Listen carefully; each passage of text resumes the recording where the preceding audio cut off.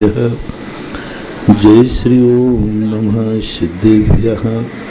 सर्वमंगलमांगल्यं सर्वकल्याणकारकं प्रधानं सर्वधर्माणां जैनं जयतु शासनं जैनं जयतु शासनं जैनं जयतु शासनं।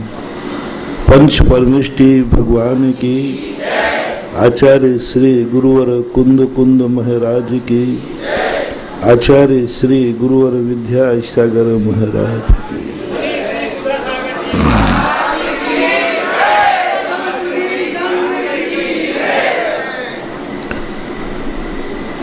दुनिया को देखने के बाद जब धर्म की कसौटी पर दुनिया को देखते हैं तो ऐसा प्रतीत होता है कि विज्ञान की शुरुआत होती है कुछ पाने की इच्छा से। विज्ञान शुरुआत करता है महत्वाकांक्षा से, एक कल्पना से, जिजीविषा से। हमें कुछ चाहिए है, क्या चाहिए ये अभी उसको पता नहीं। विज्ञान का सोच होता है आविष्कार करो, आवश्यकताएं बढ़ती जाएंगी। जल सामने रख दो, प्यास अपने आप लग जाएगी। भोग सामग्री सामने लाओ, भोक्ता का परिणाम बढ़ जाएगा। निमित्त उपस्थित करो, परिणाम जाग जाएंगे। और संसार की नीति भी है, हमें दिन भर में ये मालूम नहीं है कि आज मैं कैसे परिणाम करूंगा। विज्ञान ने हमारा वीक पॉइंट पकड़ लिया। उसे ये मालूम जान लिया कि प्रत्येक व्यक्ति को ये मालूम नहीं कि आज दिन भर में मैं कौन सा परिणाम करूंगा। तो विज्ञान ने कहा कि जब इसको यही मालूम नहीं है कि मुझे कौन सा परिणाम करना है, इसलिए जो निमित्त अपन मिलाएंगे वह वही परिणाम कर लेगा। इसलिए उन्होंने आकर्षण दिया। विज्ञान का काम है आकर्षण। तुम कुछ भी नहीं जानते, वो एक नई चीज तुम्हें दे देगा, तुम्हारी उसके प्रति चाहत बढ़ जाएगी। जिंदगी में कितनी बातें हैं जो तुम्हारे पास नहीं थी, तुम्हारा सोच नहीं था, फिर भी विज्ञान ने प्रस्तुत किया, तुम्हारे लिए पाने के मन में चाहत आ गई। बाजार में कितनी चीजें होती हैं जिनको तुम लेने नहीं जाते, लेकिन देखने के बाद लेने का भाव आ जाता है। इसी का नाम विज्ञान है। बिना प्लानिंग के, बिना सोच के उसने मार तुम्हें वस्तु दिखाई, तुमने कहा मुझे चाहिए। बस यही जिंदगी का सबसे बड़ा वीक पॉइंट है। यही है गुलामियत, यही है संसार, यही है निमित्त बुद्धि, जिसे पूज्यवर कुंद कुंद स्वामी कहते हैं।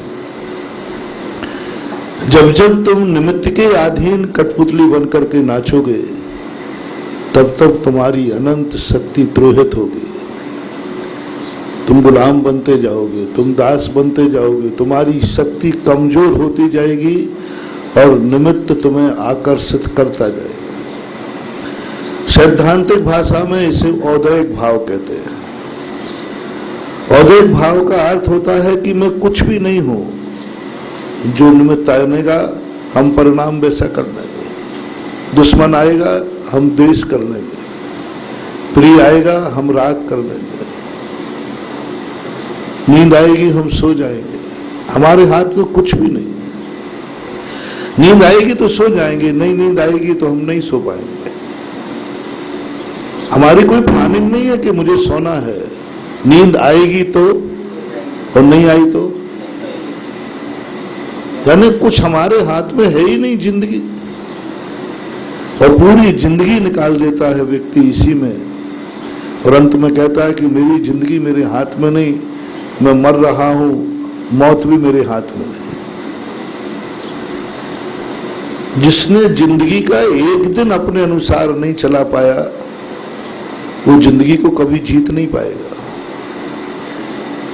हम एक दिन क्या, एक मिनट क्या, एक सेकंड को भी हम अपने अनुसार नहीं सोच पाते। हम एक माला फेरने बैठते, वो भी सही ढंग से नहीं फेर पाते। इस पर विचार कर। हमारी जिंदगी इतनी पराधीन, हम खुद जीव होकर, हम खुद मालिक होकर, हम खुद अपने आप पर, हम दुनिया को क्या अपने अनुकूल चलाएंगे? हम खुद ही अपने अनुकूल नहीं चल पा रहे। ये आंख किसकी है जो तुम्हारे पास है? बोलो। जो आंख है आपके बाहर, वो किसकी है? राणा जी बोलो ना। तुम्हारी आंख, मेरी आंख नहीं पूछ रहा हूं। तुम्हारी खुद की जो आंख है वो किसकी है? बोलो, क्या बोलोगे? ये आंख मेरी आंख है कहोगे? मैं भी कहूंगा। एक दिन का नियम ले लो, आंख तुम्हारी है, पक्का है? देख लो पहले, कोई दूसरे ने तो नहीं दी है? नहीं, अपनी है, खुद है, जन्म से मिली है। और बहुत विश्वास है इस आंख पे ऊपर की ये मेरी है। और हम कहते हैं मैंने अपनी सगी आंखों से देखा है। कोई चीज कहले, भाई किसकी आंख से पढ़ रहे हो? बोले मैं अपनी आंख से पढ़ रहा हूं। तो अपनी आंख कभी झूठी नहीं होती। बस मैं एक ही प्रश्न करना चाहता हूं, एक दिन ये करके दिखा दो, यह आंख दिन भर में वही देखेगी जो मैं देखना चाहता हूं। बस इतना सचेत। क्यों भाई, आंख अपनी है ना, तो एक दिन कर लो ना कि आंख वही देखेगी जो मैं देखना चाहता हूं। जो मैं नहीं देखना चाहता हूं, ये आंख वह मत देखना। एक दिन की बात कर रहा हूं। चलो एक दिन मरा थोड़ा ज्यादा, 1 घंटे की, चलो 1 सेकंड की सही, नहीं कर पाएंगे, नहीं कर पाए। क्यों भाई, क्या बात है? दिक्कत क्या है? आंख तुम्हारी है, मैंने इतना सा नियम दे रहा हूं कि 1 मिनट वही देखना जो हम देखना चाहते हैं। फिर हम दूसरा निमित्त सामने लाएंगे, तुम उसको देखना मत। तुमने कहा कि आज मैं लाल रंग देखूंगा, अब उसी समय मैंने नीला रंग लाके रख दिया। आपका नियम क्या था? तो फिर आपने पीला क्यों देख लिया? यानी आप किसके अधीन हैं? आपकी आंख तुम्हारे अधीन है कि सामने वाला जो दिख रहा है उसके अधीन है? उसके अधीन है। लाल नहीं, मैंने कहा कि मैं लाल रंग देखूंगा और किसी ने लाके पीला दिख दिया, तो आंख क्या देखेगी? पीला देखेगी। इसका अर्थ है कि हमारी आंख वह नहीं देखती है जो मैं देखना चाहता हूं। इसलिए आचार्यों ने कहा ये आंख तुम्हारी कोई काम की नहीं है। इसलिए इंद्रिय निरोध क्यों कहा जाता साधु को? क्यों इंद्रियों के लिए हे कह दिया जाता? क्योंकि आंख पर मेरा वो कंट्रोल नहीं है, जो मैं देखना चाहूं वही देखे, नहीं आंख के सामने जो आएगा वो देखेंगे। बस गुलामियत यहीं से शुरू होती है। और कई बार तो हम ऐसे दृश्य देख लेते आंख जो हम कभी देखना भी नहीं चाहते, लेकिन आंख दिखा देती है। यही हाल कानों का है। एक नियम ले लो कि हम वही सुनेंगे जो मैं सुनना चाहता हूं। बोलो, आज नियम ले लो, आज मैं वही सुनूंगा जो मैं सुनना चाहता हूं। दूसरी बात सुनी तो थप्पड़ मारना गाल पे, कान में थप्पड़ मारना जम के, हो नहीं सकेगा। कान मेरा है। चलो ये तो पराधीन है, दोनों के दोनों। आंख पराधीन है क्योंकि गे आता है, देखना पड़ेगा। कान भी मेरे अधीन नहीं, सामने वाला बोलेगा मरा तो मैं क्या करूं? चलो एक ऐसी चीज पर तुम्हें ले जाता हूं जो तुम्हारे पास। आंख तुम्हारे बस में नहीं, क्योंकि जो गे आएगा उसको देखेगी। कान तुम्हारे बस में नहीं, जो सुनने में आएगा वही सुनेंगे। चलो एक नियम ले लो, तुम जिंदगी में एक नियम ले लो जो तुम्हारे बस में है। मैं अपने मुख से वही बोलूंगा जो मैं बोलना चाहता हूं। अब तो गड़बड़ नहीं है ना? अब तो पराधीन नहीं हो, अब तो स्वाधीन हो। अब तो कहीं गड़बड़ नहीं। देखो आंख कान में तुमने कहा महाराज जी देखो बस की बात नहीं, अब मैं लाल देखना चाहता हूं, किसी ने, मैं अच्छी बात सुनना चाहता हूं, किसी ने गाली सुना दी, मैं क्या करूं? लेकिन मुंह तो अपना है ना, मुख में तो पराधीनता नहीं है। 24 घंटे में हम वही बोलें जो मैं बोलना चाहता हूं, जो मुझे अच्छा लगता है,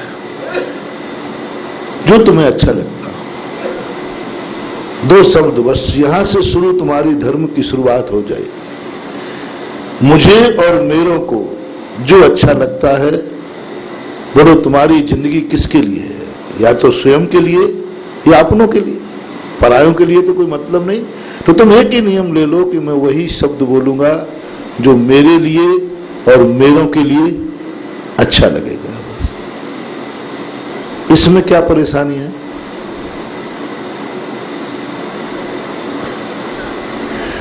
इसमें क्या पराधीनता है? लेकिन ये नियम कितने दिन चलेगा? ये नियम दे रहा हूं कि मैं जो बोलूंगा, जो मुझे अच्छा लगेगा वही बोलूंगा। मैं बाद में बोलने पर पश्चाताप नहीं करूंगा, क्योंकि मैंने इच्छा से बोला। और जो मेरे को अच्छा लगेगा वही बोलूंगा। कितनी देर ये नियम पाल पाओगे? इतना बता दो तुम्हें। 10 मिनट, 15 मिनट, घंटे भर?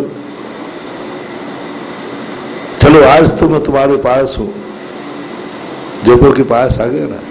चलो आज नियम ले लो कि मैं वही बोलूंगा जो मुझे और मेरों को अच्छा लगेगा। ऐसा एक शब्द भी नहीं जो बोलूंगा जो मुझे और मेरों को बुरा लगे, या बाद में आई एम सॉरी कहना पड़े और बाद में ये भाव आ जाए नहीं नहीं मुझे ये शब्द नहीं बोलना चाहिए। एक दिन पलेगा नियम है।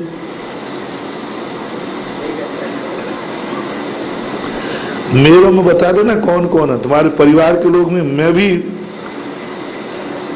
मेरे में आता हूं कि नहीं, पहले बता दो। मैं पूछ रहा हूं भाई राणा जी, तुम कहोगे मैं और मेरे, तो मैं भी मेरे में नंबर मेरा है कि नहीं, कि मुझे पराये में रखे हुए हो? है? अरे भाई मेरा बेटा है, मेरा, तुम सब कहोगे मेरा बेटा, मेरी पत्नी, मेरी बिटिया, तो मेरे महाराज ये भी तो कहना पड़ेगा कि नहीं? तुम लोग बस अकेले वो गिने चुने मेरे मानते हो, यही तो सबसे बड़ी भूल हो रही है। बोले तुम्हारे कितने परिवार के लोग हैं? अभी कोई से भी पूछा जाए सडनली तो भाई तुम्हारे कितने लोग हैं, तो आप क्या गिनाओगे? बोलो। अधिक से अधिक बोले महाराज जी मेरे कुंवर साहब बैठे हैं, कितने गिनाओगे? सही बोल रहा। कोई भी व्यक्ति बता दीजिए जब मेरे की गणना गिनाता है तो कहता है ये सब होने के बाद मेरा एक भगवान है, मेरा एक गुरु है, मेरा एक नमोकार मंत्र है। कौन गिनाता है अपने परिवार की गणना में? यही तो सबसे बड़ी भूल मानी है। जब भी हम गणना गिनाएंगे किसी को तो हम वही गिना देंगे जो मेरे संसार से संबंध रखते हैं। 3 चीजें और जोड़ लेना बंधुओं उसमें, जब भी गिनाना आदत में डाल लेना। यही नहीं, मेरा यही नहीं है कि ये मेरा बेटा है, मेरा बिटिया है, ये मेरा परिवार है, ये मेरी समाज है, ये मेरा जयपुर है। यहां तक तुम चले जाओगे, ये मेरी समाज है, ये मेरा जयपुर है, ये तक चले जाओ। सारी दुनिया में यहां तक चले जाओगे कि ये मेरा भारत है। प्लेन में बैठे होगे, जब उतर रहे होगे, विदेशी से बात कर रहे होगे, तब क्या कहोगे? ये मेरा भारत है। सब मैंने बहुत कई लोगों से पूछा, बड़े बड़े पंडितों से पूछा कि मेरा शब्द का दाव महानुभाव बहुत कठिन हो रहा है। किसी व्यक्ति की कल्पना में नहीं आ रहा है कि ये मेरा भगवान है और ये मेरा गुरु है, ये भी मेरा है। मेरा शब्द जिनेंद्र को तो मानते हो? तो कोई पूछेगा कि भाई अभी मैंने 2 दिन पहले भी कहा था कि ये तुमसे पूछा कौन आया है तुम्हारे यहां अभी, तो क्या शब्द निकलेगा? गलत मत बोलो, सुन लिया इसलिए बोल रहे हो। यही बोलोगे सुधा सागर महाराज आए, और बोलोगे तो आचार्य विद्यासागर के चेले आए, अधिकतम, इससे ज्यादा कुछ नहीं बोलोगे। अच्छा, और एकदम यदि तुम्हारे पिताजी आ जाए सामने और किसी ने पूछा कि कौन है, शब्द बोलना, नाम लोगे। राणा जी, पापा का नाम क्या था?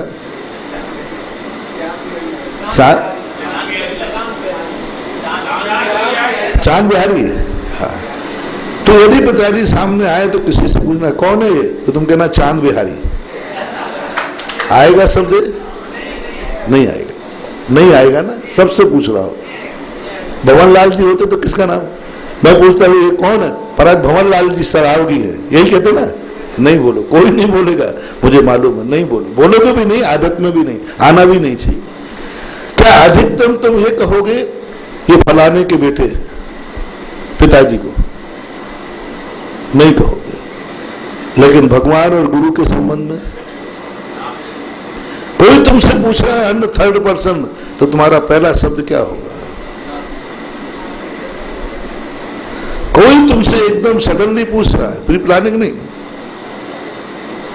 जैसे पिताजी को वो भी नहीं जानता था कि ये तुम्हारे पिताजी हैं, अनायास तुम बात कर रहे थे तो तुमसे एकदम पूछ लिया कि ये कौन है, तो आपने चांद बिहारी शब्द नहीं बोला, आपने किसके बेटे हैं ये भी बल्दियत नहीं बोली, आपका एकदम सडनली क्या निकला, ये मेरे, बोलो, सबसे पूछ रहा हूं, यही शब्द निकलेगा पहले, ये मेरे पिताजी। अब मैं गुरु की बात पर आता हूं, अब मैं भगवान की बात पर आता हूं। यदि आप मंदिर में खड़े हैं, अंदर की पर्याय बता रहा हूं, कहां से धर्म शुरू होता है, अंदर की चेतना बता रहा हूं। एकदम मंदिर में खड़े हैं, सामने भगवान की मूर्ति XYZ आदिनाथ की मान लें, आपसे कोई अपरिचित व्यक्ति कोई आपके साथ है, आपसे पूछा ये कौन है, क्या शब्द निकलेगा? शीतल जी, यही निकलेगा ना, पक्का है। महाराज को देखकर किसी ने पूछा, तुम बैठे थे, बोल महाराज ये कौन है, क्या निकलेगा? कमल बाबू, उत्तम चंद कटार, सब बोलो ना, दिग्गज दिग्गज बैठे, क्या निकलेगा पंडित जी? गलत मत बोलना, ये सब रटी ही बात है, इसने पहले प्रवचन सुन लिया कहीं, निकल नहीं सकता, मैं परीक्षा करवा लूंगा, कभी अनायास पूछ के परीक्षा कर, एक ही शब्द निकलेगा, ये आदिनाथ भगवान है, ये गुरु सुधासागर महाराज है, परिचय तुरंत दे दोगे। ये शब्द तुम्हें पिताजी के संबंध में क्यों नहीं निकला? ये शब्द तुम्हें बेटे के संबंध में क्यों नहीं निकला? किसी ने पूछा कि ये कौन है, तो तुम नहीं कहोगे फलाना चंद है, तुरंत कहोगे ये मेरा बेटा है। आपकी पत्नी भी खड़ी है, आप उससे बात कर रहे थे, किसी ने पूछा ये कौन है, एकदम सडनली बताओ, क्या कहोगे? नाम लेने में कोई शर्म आ रही है? बोलो, नाम क्यों नहीं लिया? बल्दियत क्यों नहीं बताई कि फलाने की बेटी है, फलाने की बहू है, फलाने की बेटी है, फलाने की बहू, तुरंत आप क्या कहोगे? कुंवर साहब बोलो, नहीं ये गणेश जी राणा की बिटिया है, बोलना भाई, वेरी गुड। आत्मीयता का एक सबसे बड़ा प्रतीक है। जब किसी भी व्यक्ति का अपन इंट्रोडक्शन दे, परिचय दे, उसमें अनायास जब मेरा शब्द निकल जाए, समझ लेना वह तुम्हारी आत्मा की पर्याय बन चुका है। भरत चक्रवर्ती के संबंध में बहुत बड़ा प्रसंग आता है। मलेच्छ खंड में जब गजरत में भगवान रखे हुए को नमस्कार करता है चक्री, तो मलेच्छी राजा कहते हैं कि राजन, मैं तो तुम्हें सबसे बड़ा मानता था कि चक्रवर्ती से बड़ा कोई नहीं, आप तो इनको ऐसे नमस्कार कर रहे हो जैसा मैं भी आपको, ये कौन है? देखना, अंदर चेतना की पर्याय, सम्यक दर्शन की पर्याय, अंदर श्रद्धा की पर्याय। चक्रवर्ती के शब्द से पहले कि निकला, ये मेरे आराध्य देवता भगवान जनिन देव हैं, जो भी आदिनाथ। पहला शब्द क्या निकला? मेरे आराध्य हैं। ये नहीं कहा कि ये जिनेन्द्र देव हैं, अरहंत देव हैं, फलाने महावीर स्वामी हैं। मेरे आराध्य देव हैं, मेरे देवता हैं, मेरे भगवान हैं। हम दुनिया के भगवान कैसे कह सकते? दुनिया तो उनको भगवान मानती भी नहीं है। हम कैसे कह सकते कि दुनिया के पिता हैं या बेटे हैं? दुनिया उनको पिता मानती नहीं, मानता तो मैं हूं। ओहो, उस शब्द पर पूज्यवत जनसेन स्वामी ने मार किया कि चक्रवर्ती की अंदर चेतना से पहला शब्द लिया, ये मेरे आराध्य हैं जिनेन्द्र देव, फिर नाम बता देंगे, लेकिन पहले शब्द अंदर चेतना से क्या निकलेगा? एक अपरिचित व्यक्ति से, ये मेरे भगवान हैं, ये मेरे आराध्य हैं। क्या नाम है इनका? आदिनाथ, पारस। इसी प्रकार से जब कोई अपरिचित, परिचित में नहीं, अपरिचित व्यक्ति निकले और अंदर चेतना से आ जाए, ये मेरे गुरु हैं सदा सागर जी, आचार्य विद्यासागर जी, कुंद कुंद, जो भी तुम्हारे मन में। नमोकार मंत्र किस दिन सिद्ध होगा? नमोकार मंत्र क्या फेर रहे हो? कौन सी माला फेर रहे हो? नमोकार मंत्र करोड़ों फेर लो ना, कोई फर्क नहीं पड़ता। जब तक ये प्रतीति नहीं आएगी ये मेरा नमोकार मंत्र है, यही मेरा मंत्र है, मेरा मंत्र है, उसका नाम है नमोकार मंत्र। नमोकार मंत्र अनादिकाल से, नमोकार मंत्र अनादिकाल से, जब तक ये भाव नहीं आएगा कि मेरा मंत्र कौन सा है? नमोकार। सम्यक दर्शन तो उसी दिन होगा ना, जब तक वो अपने ज्ञान की पर्याय बने, अपने आत्मा की पर्याय। मेरा मंत्र नमोकार मंत्र, नमोकार मंत्र से कल्याण नहीं होना है। नमोकार मंत्र एक अज्ञानी को भी सुना दो, एक पशु को भी सुना दो, एक अजैन भी जाकर के आपके स्कूल में नमोकार मंत्र की प्रार्थना कराओ तो वो भी पढ़ लेता है, लेकिन उसमें अंतर क्या आ रहा है? एक अजैन को यदि अपन बालक को, अज्ञानी को नमोकार मंत्र पढ़ाएं तो तोता पढ़ लेगा कि नहीं? पढ़ लेगा, लेकिन उसके अंदर क्या नहीं आएगा? मेरा, ये मंत्र मेरा है, ये भगवान मेरा है, ये जिनवाणी मेरी है, ये प्रवचन मेरे लिए दिया जा रहा है। महाराज प्रवचन दे रहे हैं, इससे कुछ नहीं होना। प्रवचन मेरे लिए मिलना है, हो रहा है, दिस न लब्धि। सम्यक दर्शन कब भूमिका बनती है? जब उसके मन में प्रतीति आ जाए कि ये उपदेश मात्र मेरे लिए है और मेरे लिए कहा जा रहा है और मुझे इसको कहना है, उस समय देश न लब्धि बन जाती है। बाकी तो सब सामान, रसोई में भोजन रखा हुआ है, तुम किसी के यहां गए तो पूरी रसोई का भोजन तुम खाओगे कि जो तुम्हारी प्लेट में आएगा वो खाओगे? यदि सीधा वहां से खा लिया तो चोर हो, और प्लेट में आने के बाद खाया तो क्यों? अरे सीधा घुसो रसोई घर में उठा के खा लो ना, चोरी का दोष आएगा। और जब तुम्हारी प्लेट में दिया गया है तो नहीं, कौन सा भोजन कर रहा है? मेरा कर रहा हूं। अरे भाई प्लेट में आते ही तेरा हो गया।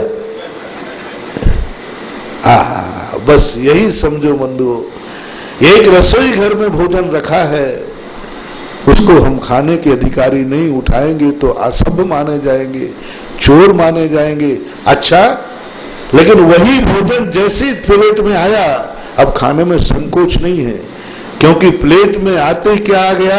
अब ये मेरा है, वहां कोई दोष नहीं आएगा। बस बंधु, ऐसे प्रवचन हो, चाहे भगवान हो, चाहे गुरुराज हो, कोई भी हो, ये सब रसोई घर में रखे हुए माल के समान है। रसोई घर में रखे हुए भोजन के समान है, इससे हमारे लिए कोई लाभ होने वाला नहीं। और ग्रहण यदि हमने किया तो चोर और कहलाओगे, असभ्य कहलाओगे। भगवान की वाणी भी जब खिलती है, उस समय सम्यक दर्शन जब होता है, उस समय उसकी ऐसी अनुभूति में आ जाती है, मैं अपने भगवान का दर्शन कर रहा हूं, यही तो है मेरा देव, यही तो है। जिनेंद्र भगवान नहीं, एक पीएचडी करने वाले से पूछो कि अरहंत का स्वरूप क्या है तो बता देगा कि नहीं, 18 दोषों से रहित है, अनंत चतुष्टय से सहित है। एक अजैन भी पीएचडी करेगा अरहंत भगवान पर तो स्वरूप लिखेगा कि नहीं, और जब भी अरहंत का स्वरूप मानोगे वो तुरंत बता देगा, लेकिन सम्यक दृष्टि कहेगा मेरे देवता का स्वरूप ऐसा है, मेरे भगवान का स्वरूप ऐसा है, मैं ऐसा देवता चाहता हूं जो 18 दोषों से रहित हो और अनंत चतुष्टय से सहित हो, वही तो बैठा है ये मेरा देवता। जैसे समोषण में बैठ करके व्यक्ति को मन आता है, यही देवता तो मैं खोज रहा था, यही तो मेरा देवता है जो 18 दोषों से रहित है। अरहंत 18 दोषों से रहित होता है और मेरा देवता 18 दोषों से रहित होता है। कल्याण किसमें है? अरहंत भगवान 18 दोषों से रहित हैं, ये सम्यक दर्शन का प्रतीक नहीं है। रसोई में रखा हुआ माल है, भोजन है, इतना भोजन रखा है, इतना भोजन बना है, फलानी क्वालिटी है, कोई मतलब नहीं उससे। जिस दिन उसकी प्रतीति में आ गया मेरा भगवान 18 दोषों से रहित होता है, अनंत चतुष्टय से, ऐसी प्रतीति एक क्षण को भी आ जाएगी, उसी समय सम्यक दर्शन प्रकट हो जाता है। एक बार नमोकार मंत्र पढ़ो, बस मेरा मंत्र नमोकार मंत्र। आप देखना, जैसे मेरा शब्द नमोकार मंत्र के बात पढ़ोगे तो मैं जैसे तुमने कहा, वहां कितने पिता खड़े हुए थे, जैसे तुमने कहा ये मेरे पिता, फिर आप दूसरे पिता के प्रति आपका भाव जाएगा? नहीं जाएगा।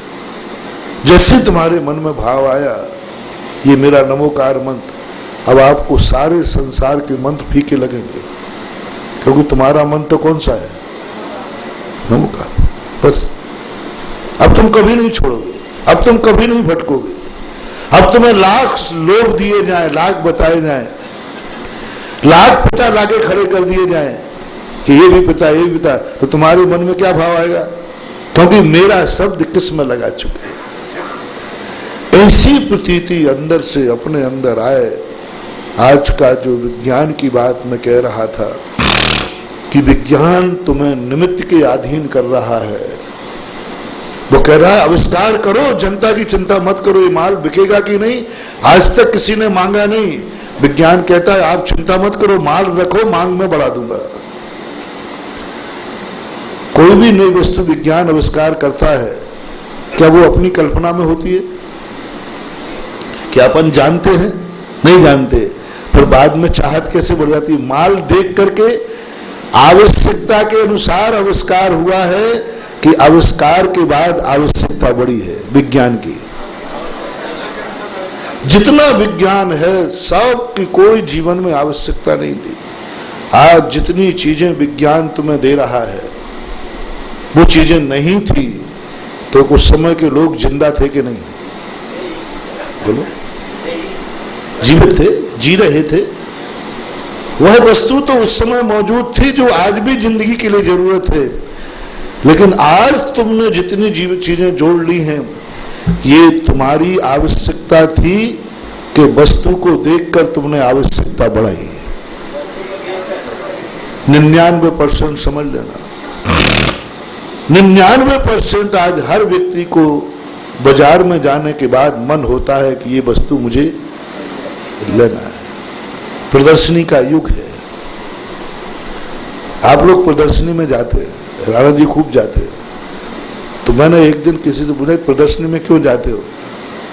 तुम्हें कौन सा व्यापार करना? बोलो महाराज प्रदर्शनी में देखने के बाद निर्णय करूंगा कि ये माल भी तैयार करना है। यानी तुम्हारी कोई सोच नहीं है, तुम्हारा कोई आविष्कार नहीं है। तुम प्रदर्शनी में देखोगे कि हाँ ये मॉडल भी तैयार किया जा सकता है, फिर उसकी बात करोगे अपन भी ये मॉडल तैयार, नकल पट्ट। प्रदर्शनी किस लिए लगाई जाती है? आज तक किसी केवल ज्ञान की प्रदर्शनी नहीं लगी कि पहले मैं देख के आता हूं केवल ज्ञान, फिर बाद में प्राप्त करूंगा। और जो भगवान के समोषण की प्रदर्शनी देखकर भगवान बनने का भाव करता है, वो कभी भगवान बन नहीं सकता। लेकिन आज 90% हर चीज का प्रदर्शनी लगती है, और प्रदर्शनी में जाने के बाद आपका नया माल खरीदने का भाव होता है, नया मॉडल बनाने का भाव होता है, नया कपड़ा बनाने का भाव होता है, नया कलर देने का भाव होता है। तो बोलो, हम पर के अधीन चल रहे हैं या पर को अपने अधीन चला रहे हैं? मालिक कौन? मालिक कौन? पर के अधीन चलने वाला मालिक है कि दुनिया उसके अधीन चले वो मालिक है? आप ही लोग बता दो।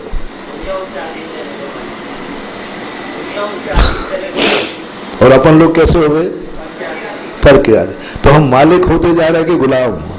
गुलाम होते जा रहे। इसी बात को हमारे आचार्यों ने सिद्धांत भाषा में कही थी, तुम औदैहिक भाव को ग्रहण मत करो, तुम अपना सोच बनाओ, तुम अपने से पूछो तुम्हें क्या चाहिए है।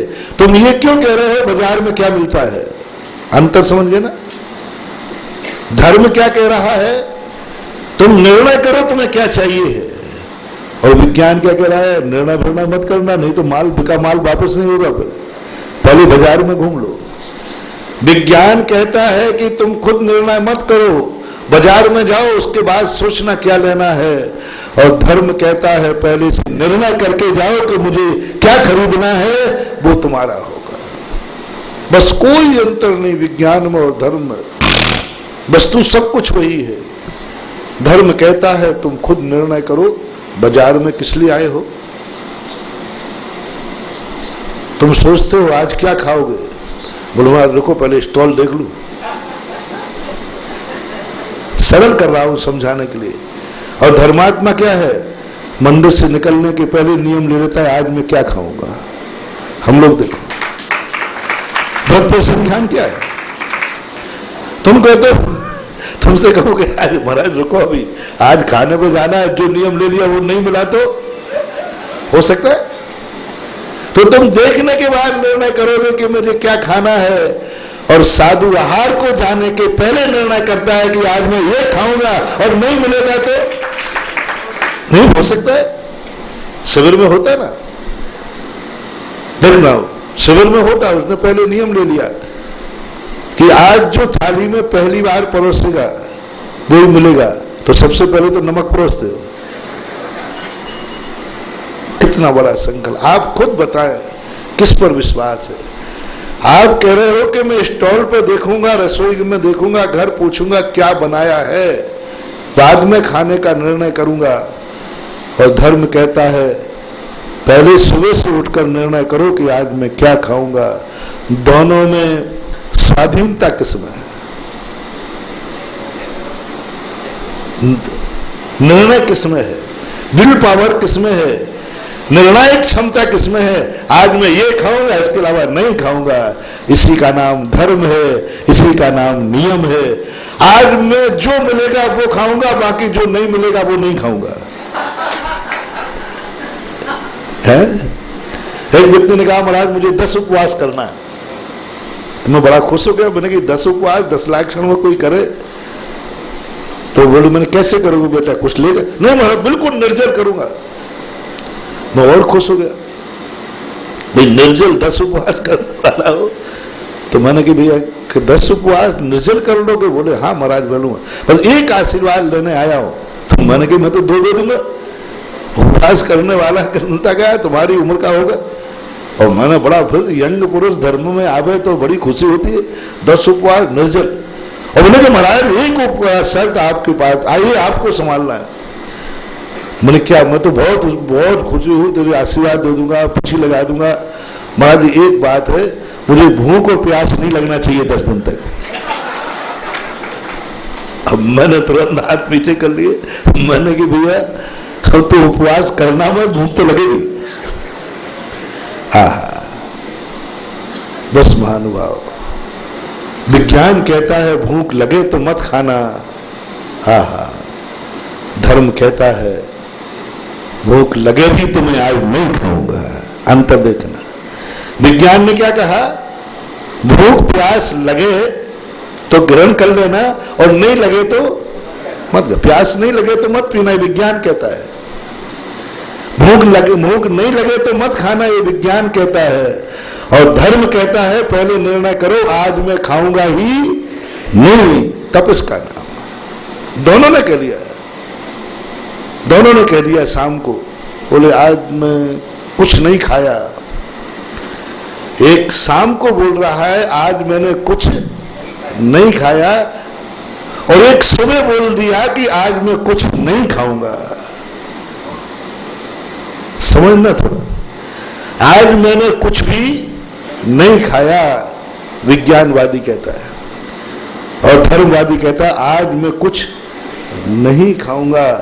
दोनों में अंतर बताओ कितना आ गया। दोनों से पूछो, उससे पूछो भाई आज क्यों नहीं खाया, बोले भूख ही नहीं लगी, भूख नहीं। दूसरा बोले किसी ने दिया ही नहीं। दो ही बोलेंगे। शाम को जो कह रहे हैं कि मैंने आज कुछ नहीं खाया, तो ये कहते भाई आज मुझे भोजन मिला नहीं और आज मुझे भूख लगी नहीं। धर्मात्मा का निर्णय देखना, उसने सुबह कह दिया आज मैं नहीं खाऊंगा, उपवास करूंगा। अब मिलेगा भी तो नहीं खाना, भूख लगे भी तो नहीं खाना। इस दोनों में आप, मैं धर्म दृष्टि से नहीं पूछ रहा हूं, आप अपनी एक दृष्टि से बताइए। दोनों में, धर्म की दृष्टि से नहीं, मुंह देखी मत करना। भूख नहीं लगी नहीं खाया, मिला नहीं खाया, और एक ने सवेरे से नियम ले लिया नहीं खाऊंगा, और तीनों लोग आपके सामने बैठे हैं। आपका श्रद्धा भाव किसकी तरफ जाएगा, महान किसको मानोगे? तीनों एक पोजीशन पर है। अंदर से पूछना, धर्म की किताब से नहीं कह रहा हूं। अंदर से आपको लगेगा भाई तुमने सुबह नियम ले लिया था, बोले हाँ आज मैंने सुबह उठकर ले लिया था, आज चतुर्दशी है मैं नहीं खाऊंगा। बस बंधुओं, धर्म और कर्म में, संसार में यही अंतर है। विज्ञान भी हमें वहां पहुंचाता है जहां धर्म पहुंचता है, लेकिन विज्ञान असमर्थ और मजबूर करके हमें पहुंचाता है। विज्ञान भौतिक भी कहता है कि एक दिन तुम्हें सब छोड़ना पड़ेगा, और धर्म कहता है मैंने सब छोड़ दिया। अंतर कोई ज्यादा नहीं, अंतर कोई ज्यादा नहीं। एक मरने लगा, बोले क्या बात है, बोले अब मैं कुछ नहीं खा सकता, अब मैं कुछ नहीं पहन सकता, अब मेरे साथ सब कुछ जो कुछ है मैं साथ नहीं ले जा सकता। यानी भाव तो है, ले जा नहीं सकता। शब्द भाषा देखना, थोड़ा शब्दों का थोड़ा ज्ञान करना। भाई ये सब तो तुम्हारा है ना, मकान है, भैया है, बच्चे हैं, सब कुछ है, तो इनको क्या करोगे? तो आपका शब्द क्या आएगा, मैं इनको साथ नहीं ले जा सकता। प्रकृति का ऐसा नियम है। और ज्ञानी पुरुष साधु ने भी मरण किया। कैसे किया? अब प्रश्न पूछो, क्या महाराज साथ में लेके जाओगे? बोले जो जो साथ नहीं जाता ना वो मैं पहले ही छोड़ गया, और शरीर था तो मैंने इसको भी क्रश कर दिया संलेखना के माध्यम से। यानी छोड़ना तो तुम कोई भी व्यक्ति मत समझना कि कर्म और धर्म में इतनी अंतर है। कर्म तुम्हें मजबूर करके उस स्टेज पर ला देगा जहां ज्ञानी पुरुष स्वभाव मान करके उस स्टेज पर पहुंचता है, लेकिन पहुंचना है। एक दिन तुम पाप छोड़ोगे, और एक पाप छोड़ चुका है, बस इतनी अंतर। छोड़ना तो सबको, एक ना एक दिन सबका भोजन छूटेगा, लेकिन ज्ञानी संलेखना में भोजन छोड़ देता है, तुम्हारा छूट जाता है। विज्ञान कहता है कि तुम दुनिया को देखो, मैं तुम्हें इच्छाएं दूंगा, मैं तुम्हें तड़फन दूंगा, मैं तुम्हें चाहत दूंगा, मैं तुम्हें महत्वाकांक्षा दूंगा। तुम विज्ञापन देखो, तुम्हें कुछ नहीं आता, मैं एक विज्ञापन दिखाता हूं, तुम्हारी मांग बढ़ जाएगी। और धर्म कहता है कि नहीं, तुम कुछ मत चाहो, तुम्हारे पास जो है देखना। विज्ञान ने कहा जो तुम्हारे पास है उस पर विचार मत करो, इसको सोचो मत, तुम्हें और क्या चाहिए इसकी लिस्ट बनाओ। और धर्म कहता है जो तुम्हारे पास है उसमें तुम्हें कैसा लग रहा है। तुम प्रकाश की कल्पना मत करो, अंधकार से घबराओ पहले।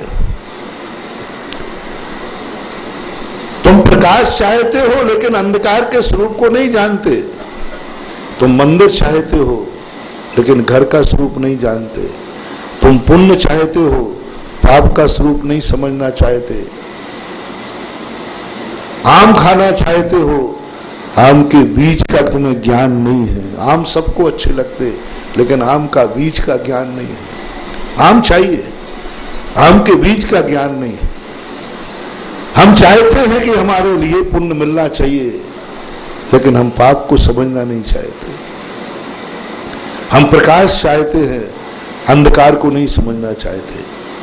भाई प्रकाश तुम क्यों चाह रहे हो ये तो बताओ। बोले आगे मत पूछो, मुझे प्रकाश चाहिए। जैन दर्शन कहता है कि नहीं, प्रकाश बाद में मिलेगा, पहले आप प्रकाश क्यों चाहते हो, क्यों कारण बताओ। विज्ञान कहता है इस संबंध में मत पढ़ो, आप तो गोली खाओ। इसलिए एलोपैथिक वाले कोई कुपथ्य का त्याग नहीं कराते। वो कहते आपको तो जो खाना है आप तो मेरी एक गोली बढ़ाते जाओ। यदि डबल निमोनिया वाला भी कहे कि साहब मैं तो दही की लस्सी पीऊंगा, वो तो पी लेना एक इंजेक्शन। शुगर वाला कहता है साहब मुझे तो दिवाली है, मीठा तो थोड़े खा लेना लेकिन इंसुलिन ले लेना। विचार नहीं कर पा रहा। हर व्यक्ति को एक थानेदार थे, वो मेरे प्रवचन सुनने आया करते थे, बहुत पहले घटना है। उन्होंने कहा महाराज जी, मैंने कहा देखो तुम दिवाली का दिन है, किसी को जुआ मत खेलने देना। बोले महाराज जी वो तो मैं अब बंद नहीं कर पाऊंगा। बोले क्यों? बोले महाराज बाल बच्चों के फटाके मिठाई के पैसे आ जाते हैं उन्हीं से। मैंने कितना लेते हो? बोले कोई जुआरी 100 रुपया, कोई 500 रुपया, ऐसे 1,50,000 रुपया थाने में आ जाते हैं, हम लोगों के बढ़ जाते हैं। तो मैंने कही इससे ज्यादा इनकम मैंने कराई तो? बोले महाराज आपकी बात मान जाऊंगा। अब अंतर समझना, वो पाप की छूट दे करके 100 रुपया कमा रहा है। तुम करो मुझे 100 रुपया दे देना, तुम करो मुझे 100 रुपया दे देना, ये रिश्वत है, ये पाप है। मैंने कि तुम दो पाप कर रहे हो। एक तो तुम रिश्वत ले रहे हो और रिश्वत लेकर के कानून के खिलाफ पाप की छूट दे रहे हो, दो पाप कर रहे हो। मेरा मन है कि तुम दोनों पाप छोड़ दो, लेकिन महाराज दोनों नहीं छूटेंगे, हम ग्रस्त हैं। फिर मैंने सोचा, क्योंकि मुझे ध्यान आया कि यदि कोई पूरा त्याग नहीं कर पाता तो हमारे यहाँ कहते अनुव्रत कर दो। तो अब दो पाप कर रहा है, पाप कराने की छूट दे रहा है और रिश्वत भी ले रहा है। मैंने कही मैं एक पाप कम करा दूंगा आपका। बोले महाराज कैसे? मैंने कहा आज तुम एक नियम ले लो कि किसी जुआरी को मत छोड़ना, किसी जुआरी को मत छोड़ना, जुआ मत खेलने देना, ये पाप मत करने देना।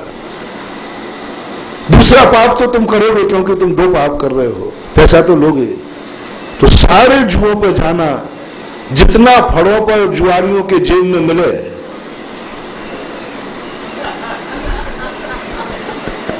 वो सब तुम ले लेना। मैंने कहा देखो एक पाप तो छूट गया, कम से कम पाप की छूट तो। दूसरी बात, और यदि चाहिए हो पैसा तो सबको पकड़ कर कहना थाने में बंद कर देना। और दिवाली के दिन प्रायः बड़े बड़े आदमियों के बच्चे मिलेंगे और वो सवेरा होने नहीं देंगे और उनके बाप तुम्हारे पास लेके आ जाएंगे, थानेदार साहब छोड़ दो, सुबह हो जाएगा, ये 5,000 पकड़ो। और यदि ज्यादा चाहिए हो तो कहना कि नहीं वो तो सुबह जुलूस निकलेगा, सुबह 10,000 दे देंगे। बल्कि और चाहिए, और हो तो सारे जितने जैनी मिले उनसे इतना कह देना, जलूस निकलेगा और उन सबको क्रास और महाराज जी के दर्शन कराएंगे पहले। तो वो 25,000 दे दोगे भैया। अब बोलो, उस दिन उन्होंने एक को भी नहीं छोड़ा। बोलो, इसमें मैंने एक पाप को छूट दी कि नहीं, रिश्वत ली कि नहीं? लेकिन दूसरी तरफ क्या हुआ, वो 2 पाप कर रहा था, एक पाप की छूट हो गई, एक पाप बंद हो गया। उस दिन के बाद वहां जुआ किसी ने खेला नहीं। इसको रिश्वत तो लेनी ही थी, पाप भी होना था, 2 होना था, तो दोनों को तुम्हें रोक नहीं पाया, एक को रोक दिया। धर्म यही कहता है कि महानुभाव, तुम पहले जो पाप कर रहे हो उसके संबंध में समझो, जानो, संसार को समझ जाओ, फिर तुम प्रकाश को चाहोगे, तुम्हारी जिंदगी में कभी अंधकार नहीं आएगा। भगवान से पूछा पूज्यपाद स्वामी ने कि तुम मेरे पास क्यों आए हो, क्यों आए हो मेरे पास, क्या मतलब है? तुम कुछ चाहने आए हो क्या? तुम्हें कुछ देने वाला नहीं है। बहुत बड़ी बात, लगभग 1800 साल पहले पूज्यपाद स्वामी ने लिखा, जैन सम्यक दृष्टि। क्यों आए? कुछ चाहने के लिए? मैं भीतरागी हूं, मैं भीतरागी हूं, कुछ दूंगा नहीं, और जो तुम चाहते हो मेरे पास है नहीं। तो उन्होंने कहा, नहीं भगवान, मैं कुछ चाहने के लिए नहीं आया। क्या मेरे से डर के आए हो? मैं शक्तिमान हूं कि कहीं भगवान भस्म नहीं कर दे मैं? तो मैं भस्म भी किसी को करने वाला नहीं हूं। क्या गजब का सोच। लो, तुम्हें दोनों से बरी करता हूं, यदि डर के आए हो तो मैं किसी को भस्म नहीं करूंगा, और तुम पाने के लिए आए हो तो मेरे पास देने को कुछ है नहीं, और मैं दे भी नहीं सकता। मेरे वैभव देख करके आए हो तो ये वैभव से मेरा कोई लेना देना नहीं है। मेरे रूप रंग को देखने आए हो, जैसे तुम लोग हीरो हीरोइन को देखने जाते ना, वो आ जाए तो मरते हैं, टूट पड़ते हैं। पेपरों में पढ़ लेता हूं कई बार, पुलिस को व्यवस्था करना पड़ती है। मैंने गजब, एक हीरो, तुम्हें भी मालूम है कि वो सब कर्मों को करने में निपुण है, सर्वद्रुण संपन्न है, लेकिन थोड़ी सी सड़क पर निकल जाए तो बोलो क्या तमाशा हो जाए, हैं? पुलिस को व्यवस्था करना पड़े। मैं तो समझता हूं कि इतनी व्यवस्था जितनी एक हीरो को करना पड़ती है, शायद भगवान निकल जाए तो इतनी व्यवस्था नहीं हो। भगवान निकल जाए तो इतनी अव्यवस्था नहीं हो। एक हीरो को सब जान रहे हैं कि ये सर्व दुर्गुणी होते हैं, कोई मतलब नहीं, लेकिन देखने के लिए वो लोग कितने मन मचल जाएंगे। यदि अभी हाल यहाँ पर अभी पता चल जाए, कौन सा हीरो वर्तमान का मुझे पता नहीं कौन सा, किसका चल, सलमान खान चल रहा है। यदि सलमान खान यहां से निकल जाए और पहली बार निकले वो भी राणा जी की फैक्ट्री के सामने से, और उसी समय महाराज जी अंदर है, राणा जी,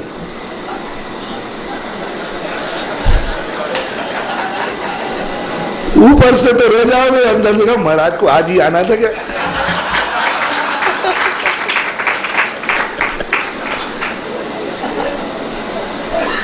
क्यों आकर्षण है, पाप की तरफ नजर उठी जाती है। जिस चीज को अपन गलत करते हैं उस चीज की करने वाले के प्रति नजर जाती है। आप देखना, जिन जिन पापों को आप बुरा कहते हैं, जानते हैं, यदि वो पाप करते हो कोई पाया जाए, आप अपनी अंदर की नीयत जानना, उस तरफ आंख उठेगी, आपका मन होगा, आप उस तरफ जाएंगे। क्यों? यही सबसे बड़ा प्रश्न है। जब मैं जिसको नहीं चाहता हूं, जो मैं पाप मानता हूं, यदि वो पाप कोई कर रहा है तो उसको देखने का भाव आना क्या बता रहा है कि अभी हमने पाप के स्वरूप को समझा नहीं है, अन्यथा उस तरफ से आकर्षण नहीं बनेगा और व्यक्ति विचार कर लेगा कि नहीं, मैं पहले ही संकल्प करता हूं, मैं यह देखूंगा नहीं, मैं यह सुनूंगा नहीं, मैं यह बोलूंगा नहीं, मैं यह खाऊंगा नहीं, मैं जिंदगी में इसे स्वीकार करूंगा नहीं, क्योंकि मैंने उसको जान लिया। पाप का निमित्त मिलने पर नहीं, मैंने नियम ले लिया, मैं पाप नहीं करूंगा, बात खत्म हो गई। अब पाप के निमित्त मिलेंगे तो कोई फर्क पड़ने वाला नहीं है। जैसे उदाहरण दिया था, आज मैंने मंदिर से नियम लेके गया, मैं यह नहीं खाऊंगा, अब वो वस्तु मिलेगी भी तो कोई फर्क नहीं पड़ता, क्योंकि आज मेरा त्याग है। और उसका विल पावर, बस इतनी सी स्वाधीनता अपने अंदर आ जाए, और वो स्वाधीनता लाने का एक ही कारण है, हम जहां हैं उसको समझें। जहां हमें पहुंचना है उसको नहीं, उसको तो मैं समझाऊंगा। तुम्हें कहां जाना है ये तुम्हें नहीं समझना है, तुम कहां हो ये तुम्हें समझना है। हम यही तो भूल कर रहे हैं। विज्ञान कह रहा है तुम जहां जाना चाहते हो उसको समझो, और धर्म कहता है जहां तुम जाना चाहते हो उसे तुम समझ भी नहीं पाओगे, क्योंकि तुम्हारे अनुभव में आया नहीं। अनभ्यस्त विसातु परतः और अभ्यस्त विसातु सुतः। तुम क्यों इस पे पड़े हो? तुम तो ये बताओ जो तुम्हारे पास है, जहां तुम हो इसको समझो कैसा है। बस गृहस्थ के लिए स्पष्ट पूज्य सूर्यचंद्र महाराज ने कहा, तुम समझो वहां जहां तुम हो। तुम मत बोलो ये कि तुम कहां से आए हो, तुम मत बोलो कि तुम कहां जाओगे। ये सब कागजों की बातें हैं, ये सब गुरुओं की बातें हैं, ये सब भगवानों की बातें हैं, ये सब उधार खाता है। तुम तो ये बताओ तुम ओरिजिनल कहां हो। तुम जहां हो उसको तुम कितना समझते हो, जहां तुम हो उसको कितना समझते हो। जो तुम्हारी आंख देख रही है उसमें आप क्या समझते हो, जो नहीं दिख रहा है उसको समझना चाह रहे हो। कितनी बड़ी भूल है। जो हमें आंख का विषय नहीं है हम वो देखना चाह रहे हैं।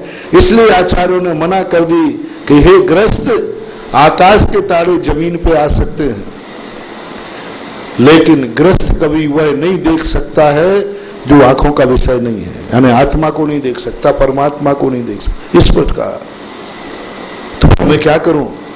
तो जो तुम्हें देखने में आ रहा है उसको समझो, त्रिकाली समझो, त्रिकाली स्वभाव समझो। मंत्र लो, होमवर्क लो, गुरु मंत्र लो, आज से शुरू करो। जो तुम्हारी आंख देखती है, जो आंख से दिखता है, रोक तो नहीं पाए ना।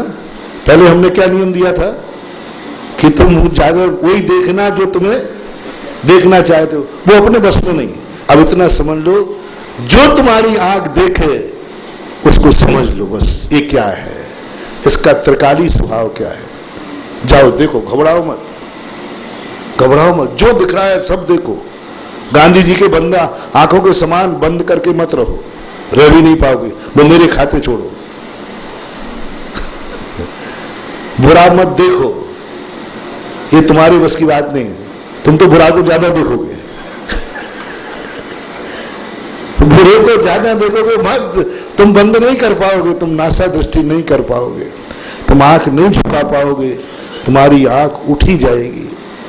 दूसरा चांस दिया जिनवाणी माता ने कि हे श्रावक, तू आंख नहीं झुका पाया, बोले मां नहीं झुका पाया। तू आंख पे कंट्रोल नहीं कर पाया कि जो देखना है वही देखेगा, बोले मां नहीं कर पा रहा हूं। तो ठीक है, दूसरा नियम करो, जो तुम्हारी आंख देखेगी उसके स्वरूप को ज्ञान कर लेना। जो देखे, जो देखे उसका त्रिकाली स्वभाव समझ लेना। त्रिकाली स्वभाव, दुश्मन दिख गया अपन को, मित्र दिख गया अपन को, त्रिकाली स्वभाव। इसको देखने पर मुझे क्रोध आ रहा है, इसको देखने पर मुझे इसका स्वभाव क्या है क्रोध का? आंख बंद नहीं कराई आपकी, आंख खोलो। बस इतना करो कि जो, ये तो कोई बड़ी बात नहीं है ना, जो देखो उसके संबंध में समझो इसका स्वभाव क्या है। कान, गाली आई कान में, हम रोक नहीं सकते। पहले तो कहा था सुनो ही मत, इंद्री निरोध करो। तुमने कहा महाराज मेरी इंद्री, तो सुनो, जो कान में सुनने में आए उसको समझो। या तो सुनो ही मत, यदि इंद्री को नहीं रोक सकते हो तो जो सुनने में आए उसको समझो। गाली आई, समझो गाली क्या चीज है। यानी तुम बस यही तो भूल कर रहे हो। गाली समझो, गाली क्या चीज है, किसने दी है, अपने ने कि पराये ने, नीत ने दी है कि दुश्मन ने? बोलो। अनुमान क्यों कर रहे हो? उसका अर्थ तुम लोग अपनों को भी गालियां देते हो। हमारे तो गाली पुराण में लिखा है, गाली दुश्मन देता है। अब तुरंत गाली को समझना है। देखना, मैंने कान बंद नहीं कराए, तुम ग्रस्त हो, तुम इंद्री निरोध नहीं कर पाओगे, पक्का है। चलो इंद्री को खुली रखो, खुली रखो कानों को, जो सुनने में आए सुनो, बस जो जो सुनने में आए उसको समझो। गाली सुनने में आई, गाली किसने दी? दुश्मन ने। वो दुश्मन मुझे दुखी देखना चाहता है या सुखी? बोलो, दुखी। तो उसने गाली किस लिए दी? दुखी देने के लिए। मैं इतना बुद्धू नहीं हूं, यानी उसकी योजना को मैं सफल कर दूं। सही बोलो, उसने गाली अपन को दुखी करने के दी थी, सुखी को दुखी करने के लिए। यानी उसकी योजना को हम सफल कर दें, हम दुखी हो जाते। महाराज बहुत अंदर से आग लग रही है, क्या बात हुई? महाराज उसने गाली दे दी, वो सफल हो गया बुद्धू। जिनवाणी माँ कहती है कि हे बेटा, दुश्मन की गाली सुनकर के तुम दुखी हो गए, दुश्मन सफल हो गया और तुम फेल हो गए। वो यही तो चाहता था, यही तो भाव था कि तू दुखी हो जा। एक घटना है, अभी इधर बिहार करके आ रहा हूं। एक व्यक्ति मंदिर नहीं जा रहा, प्रतिदिन अभिषेक पूजन करता था। एक दिन किसी कमेटी के कोई पदाधिकारी से उसकी गड़बड़ हो गई। उसने उसको ये पकड़ो, आज के बाद मैं मंदिर ही नहीं आऊंगा, 13 साल से मंदिर नहीं गया। मुझे किसी ने कहा महाराज जी एक व्यक्ति थे, इतने सज्जन थे, प्रतिदिन, लेकिन एक झगड़ा हो गया, ऐसा कसाय बन गई वो। मैंने बोले महाराज जी आपसे भी मंदिर के बाहर बात करूंगा। नहीं आए, मुझे बड़ी दया आई। मैंने जिसने गाली दी थी उसको मैंने बुलाया। मैंने कि भाई क्यों ऐसा झगड़, देखो तुम्हें कितना पाप का बंद होगा, वो 13 साल से मंदिर नहीं आ रहा है। उन्होंने कहा महाराज जी मेरी योजना यही थी, मैं तो खुश हूं। मैंने क्या? बोले महाराज वो इतना धर्म करता था और मेरे ही पड़ोसी था, तो मैंने सोचा कि इसका कोई कल्याण करेगा, सुख देगा तो ये धर्म देगा, इसकी सदगति होगी। तो मैंने प्लानिंग बनाई कि बस इसका मंदिर छुड़वा दो, फिर इसकी दुर्गति पक्की है। तो मैंने कसाई से नहीं दिया, मैंने मंदिर छुड़वाने, क्योंकि ये पानीदार बहुत है। तो मैंने ही उसी दिन से मैं इतना खुश हूं कि बेटा मंदिर नहीं आ रहा है। अब मैंने कहा कि ये तो मामला गड़बड़ हो गया। फिर मैंने उसको बुलाया। मैं खुद धर्मशाला में जाके बैठ गया। हार के बाद एक जीव का कल्याण करना था। मैंने कहा भाई वो फलाना दुश्मन है ना, वो सफल हो गया। बोलो महाराज कैसे सफल हो गया? मैं तो मंदिर में, बोले कि यही योजना थी उसकी कि तुझे धर्म से दूर कर दिया जाए, क्योंकि तू अभिषेक पूजन करके दिन रात पुण्य कमा रहा है, स्वाध्याय करता है, सब करता है, और यही योजना, यही तो चाहता है दुश्मन कि इसका व्यापार बंद हो जाए, इसकी खुशहाली बंद हो जाए। वो तो ये कहीं महाराज क्या बोल रहे हैं, ये प्लानिंग थी क्या उसकी? ये प्लानिंग थी उसकी? मैंने कहा हाँ ये प्लानिंग थी उसकी कि तू किसी प्रकार धर्म। महाराज जी आप सही बोले। मैंने कहा विश्वास हो कि मैं झूठ बोलूंगी, बात बोल दे कि महाराज ये प्लानिंग थी कि मेरा धर्म छूट जाए, मैं पुण्य कमाना छूट जाए, मेरी दुर्गति हो जाए। मैंने कहा हाँ ये प्लानिंग थी। बोले महाराज जी तो आज आपके सामने नियम देता हूं कि चाहे वो मुझे मार डाले लेकिन आज के बाद मैं अभिषेक को नहीं छोड़ूंगा। अभी अभी निपटा के आया हमको, मार डाले वो मुझे, तो ये प्लानिंग है उसकी। मैंने कहा हाँ बेटा। मैंने सामने अभिषेक कराया उसको, शांति धारा गाई।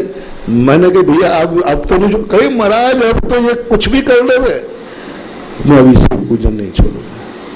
बोलो मैं आपसे पूछना चाहता हूं, मैंने दुश्मन की बात उसको बता के अच्छा किया कि बुरा? और फिर मैंने उसको भी बुलाया, मैंने कहा तुमने अंतराय कर्म कितना बांध लिया, अब तुम जिंदगी भर भी अभिषेक पूजन करो तो ये 13 साल का जो तुमने अंतराय डाला ये पाप नहीं काट सकते। बहुत बड़ी बात महानुभाव। कानों को सुनो, सबको सुनो, मत करो इंद्रिय निरोध, लेकिन जो सुनो उसको समझो। समय हो गया, जो बोलो, पहली बात तो मौन रहो थोड़ा सा, पर मेरे से मौन नहीं होता, चलो खूब बोलो, लेकिन जो बोलो उसको समझो, जो करो उसको समझो। तुम मत त्याग करो, कोई बात नहीं। अगर सम्यक दृष्टि किसे कहते हैं जिनवाणी में, वो कहता मैं कुछ भी त्याग नहीं करूंगा, तो जिनवाणी कहती मत करना, लेकिन जो करो उसको समझो। अभी सम्यक दृष्टि का क्या, समझता है, छोड़ता नहीं है। समझो, जो तुम्हें करना है वो करो, लेकिन जो खाना है वो खाओ, लेकिन खाते समय समझो कि तुम कौन हो, क्या खा रहे हो, इसका फल क्या है। तो इस प्रकार का सोच जब बन जाता है, इसलिए आज छोटी सी बात को मैंने तुम्हें समझाया। विज्ञान और धर्म क्या है। विज्ञान क्या कहता है, नहीं मिले तो मत खाना, उपसंहार करो। और धर्म क्या कहता है, आज मुझे खाना ही नहीं। विज्ञान कहता है अंगूर खट्टे हो तो मत खाना, और धर्म कहता है हमें खाना ही नहीं है। विज्ञान निमित्त की तरफ आकर्षण करता है। अभी निर्णय मत करो कि बाजार से क्या लेना है, बाजार में देखने के बाद सोचना क्या लेना है। और धर्म कहता है घर से निर्णय करके जाओ कि मुझे क्या आवश्यक है, क्या आवश्यक है, उसी को खरीदने हम जाएंगे। इसमें फर्क इतना आ गया, बहुत अंतर आ जाएगा। इतनी कह के विराम करता हूं। महावीर भगवान के